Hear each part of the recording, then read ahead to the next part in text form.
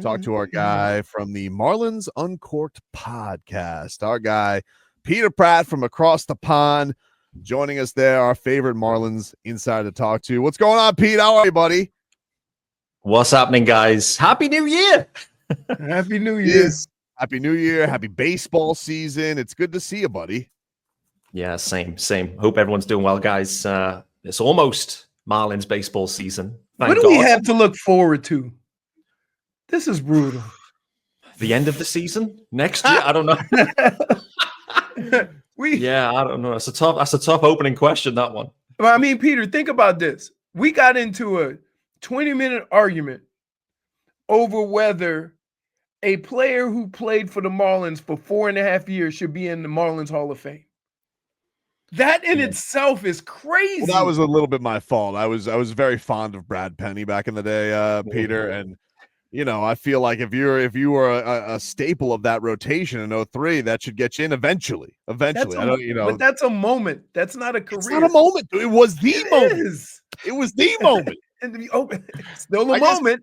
You can put whatever adjective you want in front of it. Still only a moment. I guess we'll start here, Pete, with the team, right? So Peter Bendix, Bruce Sherman, they address the media before spring training goes on, and much like Bruce did when I asked him about this at the Clayton McCullough press conference, very dancing around Sandy's future with the team. And from my standpoint, it feels like the writing's on the wall. As soon as he looks like he can get through 9 innings, they're taking bids.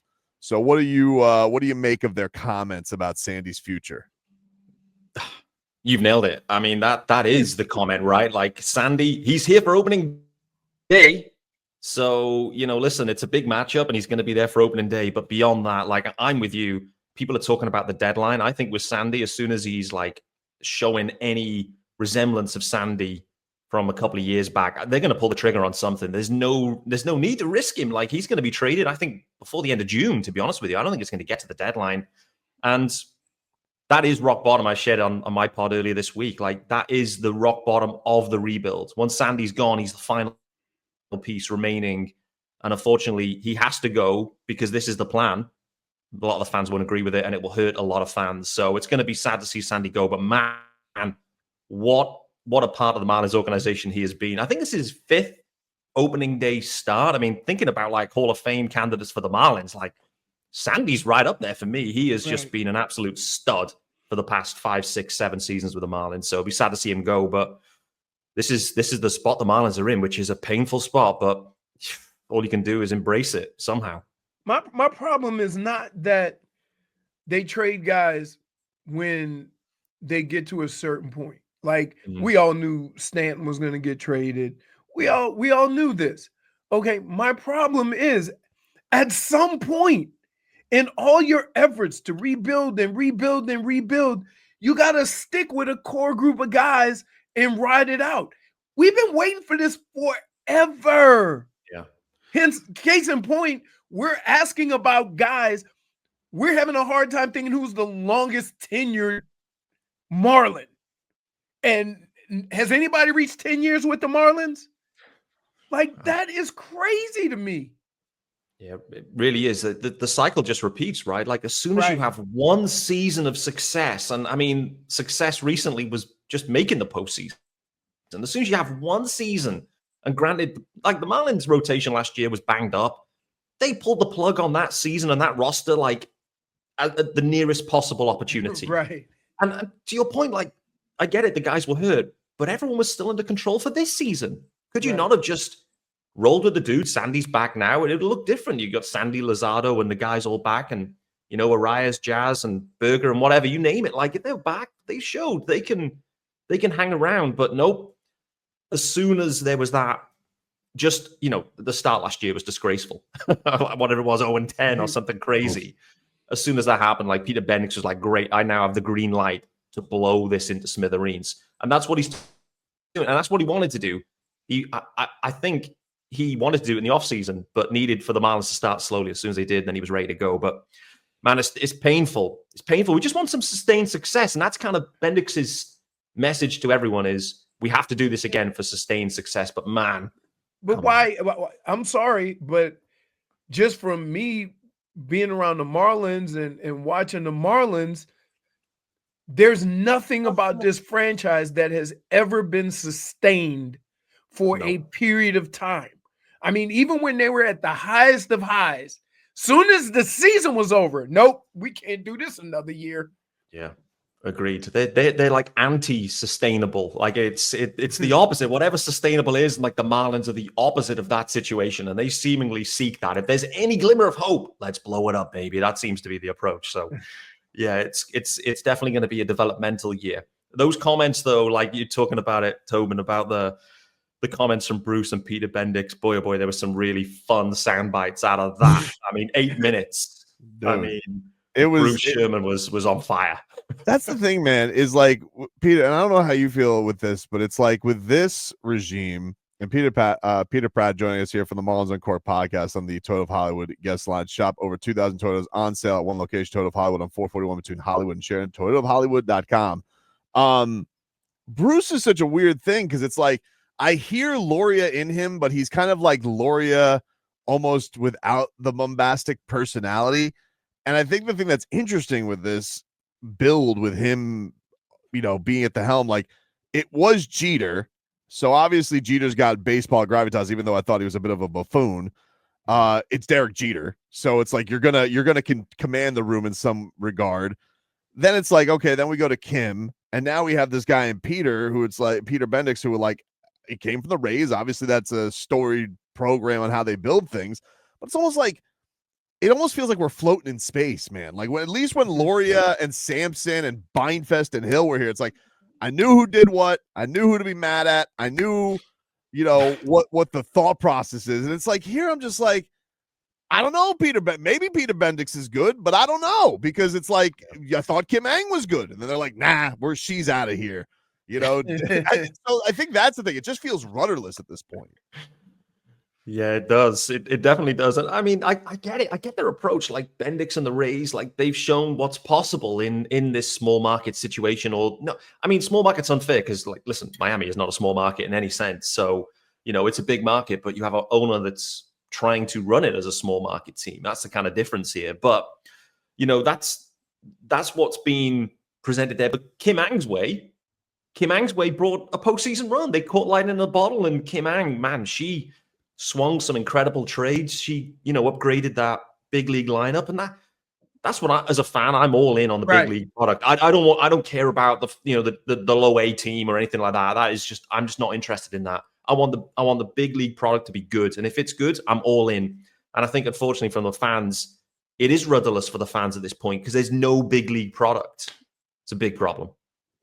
So getting back to Leroy's original point, like, is there something on this team that you're like, all right, I'm going to grab into other than Sandy's comeback and Yuri's comeback, or is it Norby? Is it somebody coming up who's going to be right up in a couple months? Is there somebody you're like, all right, this is what I'm going to sink my horns into here, and this is what I'm going to be excited about as a fan? I know. I've been searching for this guy. I've been, who I'm drawn to. I look back, like, who are my favorite guys? I've been, most recently Jazz Chisholm Jr. I'm looking for the next Jazz because those are the dudes that excite you. And I'm looking around. I'm just struggling to get super excited by any of the guys. So I'm hoping that someone's going to emerge, some personality that I've yet to see. To be honest with you, the guy I'm most hyped about overall, off the offensive group anyway, is Dane Myers. I don't know why. In the small sample size we've seen, Dane's been fine. I think I just want him to be good. It's a bit like my Brinson thing back in the day. I just wanted Lewis Brinson to be good. And, he hasn't got the prospect status and the trade history of Brinson and whatever, but I just want Dane to be really good for no real reason. And so I hope it's Dane. A lot of people are talking about Norby, and I get it. There's a few guys. Someone's going to ascend. Someone is going to come from this, like, AAA, quad A group and become a big fish in a very small pond, to be honest with you. So someone is going to emerge. I don't know who that is. I'd love it to be Dane Myers, to be honest with you. I'm with, look, anybody at this point. Like, I remember the years. Look, I remember Dan Ugla, like, was like, who, how do you say his name? Like, it became the joke with Tommy and Rich. It's like, his name is Dan Ugla. Like, it can happen where it's like, you think a team is going to absolutely suck and you get to be in love with certain guys. Like, it's not impossible. Cody Ross, like, was a cast off and became somebody that the fans, really were attracted to. Mike Jacobs, Corey Cantu. So I'm not saying it's impossible. It just feels like, man, you want to talk about just what we've been bereft of with it, where it sucks that we lose Jazz Chisholm. At least Jazz Chisholm could hit tater tots and had a flair for the dramatic, and so did Berger. And they're just like, nah, see ya. We're gonna strip it down even more. So I'm just hopeful that somebody can make this a watchable product. But it's like when I hear Bruce Sherman talk about, the buzzwords of we're going to be defense and we're going to be hustle and speed. I'm like, that just is translation. That sounds like no talent. We got no boppers. I mean, if they're going to do it like Tampa did, then isn't that more reason to keep Sandy? I mean, if you say we're going to be defense and we're going to be, that means you better have a unbelievable pitching staff because you're not going to score. So doesn't that lead to we're keeping Sandy? Nah. I mean, based on what they're saying, right? That's what it sounds like. Because when you think of those Tampa Bay teams, that's what they did. They pitched well. Dude, he's already scouting prospects. I guarantee it. He's already got like a dozen AAA, AA guys. He's already got his heart set on. He's like, got to call up whoever and just be like, what do you think of this? He's already got the names in mind. That's how gone Sandy is, Leroy. I think I would feel better if what I'm hearing was consistent with what they were doing. Mm-hmm. So, like, when you talk about defense, means you're not going to get anybody, you're not going to hire bats. You're not going to buy any bats. If you're going to be good defense, it starts with pitching. But we all know Sandy's out of there. Yep. So how can you say those words while getting rid of your best pitcher, which is the only way you can play baseball the way you're trying to play it? There's a problem here. The Marlins are about to be way down in starting pitching. They've either traded them or they're hurt at the moment. They have no defense. Whatever Bruce Sherman's saying, he's wrong, by the way. Like the Marlins, the defense aspect, they're going to be bottom third of Major League Baseball in defense. They have no talent in defense either. They've got no sticks with any power. Like, it's really not looking good for this year. But the one thing, there's a couple of things that Bruce Sherman has really called out that it's unquestionable. The Marlins now have the second biggest weight room of any Major League Baseball. That was the thing he was calling out. I was like, wow. Wow. We're getting those guys stronger. Ain't going to get them to hit more home runs. They may not be able to hit home runs now, but after this second biggest weight room in all of Major League Baseball, there is going to be a power surge out of the Marlins. You need to give it at least, 6 to 12 months for the weight room to kick in. I don't know. I'm baffled by this. I'm baffled. My favorite thing though with all that was like, wait, so he had probably in his mind wanted to say we're going to have the biggest weight room, but then somebody in the league was just like, wait, how big is that weight room? Too much. We'll go second biggest weight room. Yeah, there's no shame in being the second biggest weight room. They realized it was an extra like $57,000 to get the biggest, and Bruce like, no, I'm not signing off on that. No, we're going to go to second, which is fine. Peter, how about this? Have you ever heard an owner brag about all the money he spent outside of the baseball team? He goes, you guys don't realize how much money we're spending. I'm like, we don't. It's not showing up on the field. But I mean, the brags from Bruce Sherman in those 8 minutes were, it was a lengthy list, no doubt. The weight room, he was talking about this, one of the biggest front offices, all of these things. Like, these are the things the fans don't care about. They care none of this. These are just it's an operating expense. That's the cost of doing business in baseball now at this point. Right. This isn't an add-on, a kind of shiny add-on. This is just what's required. Look, whatever they have spent, like I don't know what it costs to run a team. Something tells me when they don't have to pay Sandy his $16 million by the end of the year, it's gonna make good for whatever the weight room cost. Just something tells me. I don't know what the difference there is gonna be, but they'll be like, oof, we had to buy that second biggest weight room. How much did that cost? Oh, $1 million.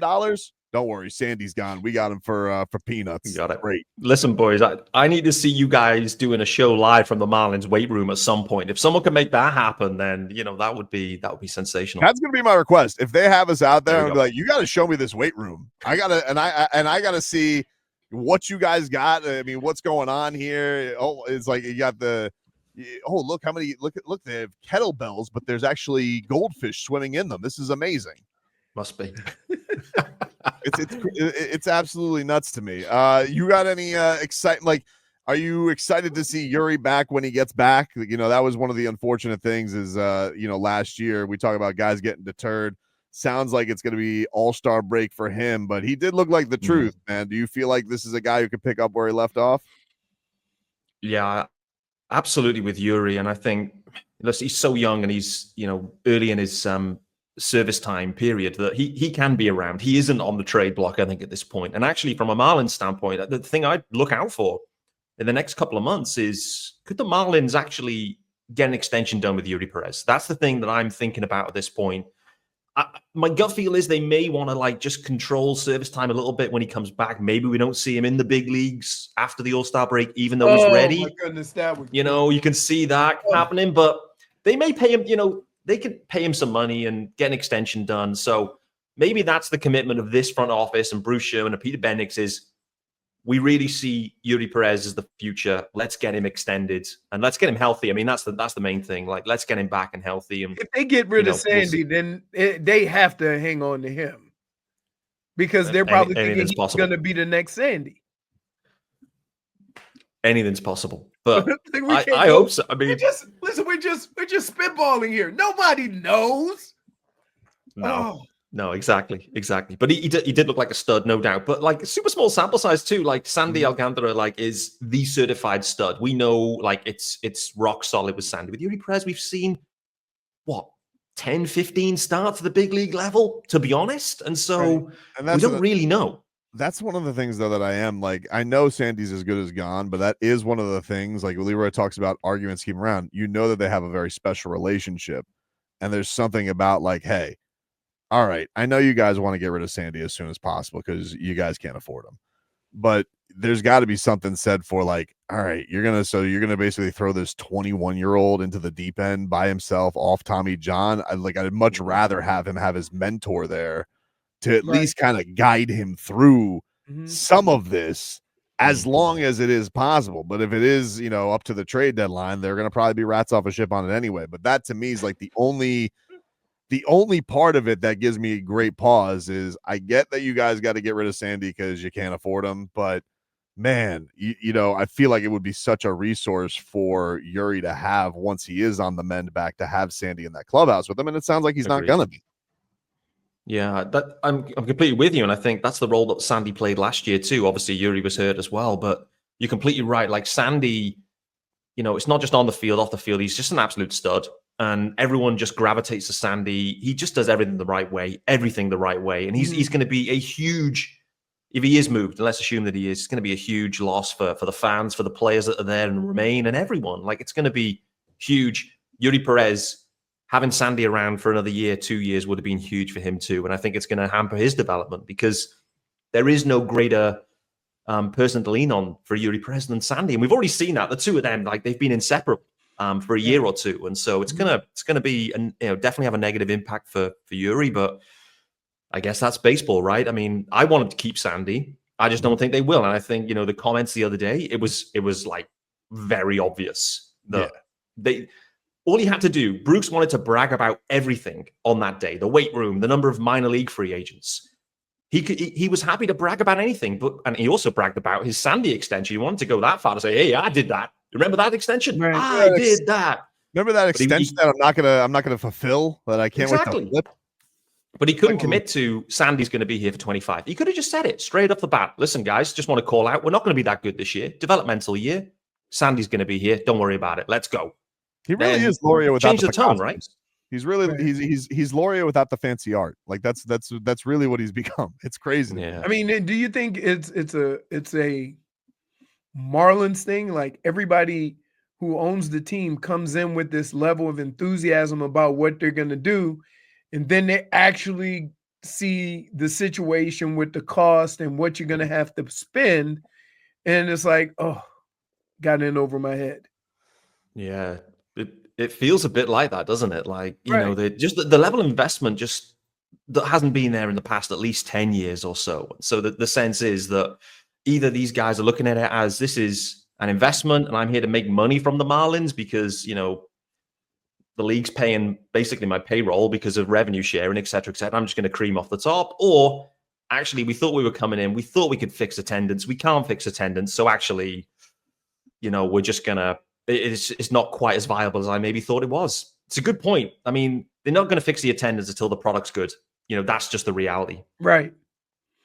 Especially when year after year after year, you get me all excited for baseball, and then you have moves due to some of the things you do. Like we go to camp and we talk to all the stars, we talk to Jazz, and we, you know, a lot of the new guys. And then if we go back the following year, half of those guys aren't even there. You can't build relationships. That was great. It was a great kick in the junk to see the ex Marlins World Series last year. Like it was awesome. I mean, it didn't make you want to run your head through a wall at all. Peter Pratt, host of Marlins Uncorked podcast. Go check him out on all your podcast platforms. We always appreciate when he gives us time. Thank you, buddy. Thanks, Love you guys. Peter.